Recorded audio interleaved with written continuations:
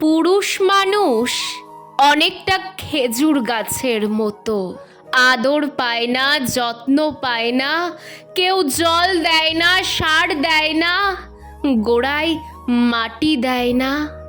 সে নিজের পায়ের তলার মাটি নিজেই শক্ত করে অযত্নে অবহেলায় বেড়ে ওঠে।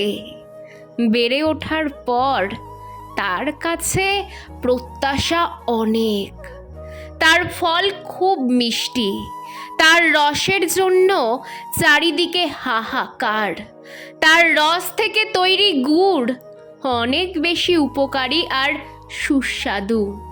রসের জন্য তাকে বছরের পর বছর ক্ষতবিক্ষত করা হয়। যতদিন বেঁচে থাকে তাকে কাটা হয়, তার রস এক ফোঁটা করে নিংড়ে নেওয়া হয়। রস নেওয়া শেষ হলে তার আর কোনো কদর থাকে না, একাকী পরিত্যক্ত অবস্থায় পড়ে থাকতে হয়। জীবন শেষ করার পর জ্বালানি কাঠ হিসেবে তাকে কাজে লাগানো হয়। দাউ দাউ করে আগুনে সে জ্বলে পুড়ে ছারখার হয়ে যায়।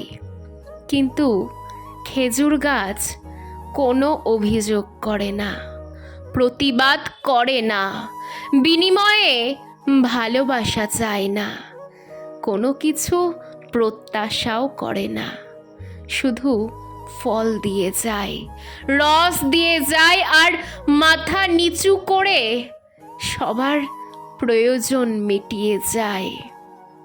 খেজুর গাছ সম পুরুষদের স্যালুট জানাই। সকল পুরুষ ভালো থাকুক, সুস্থ থাকুক, অন্তত তাদের পরিবারের জন্য হলেও ভালো থাকুক।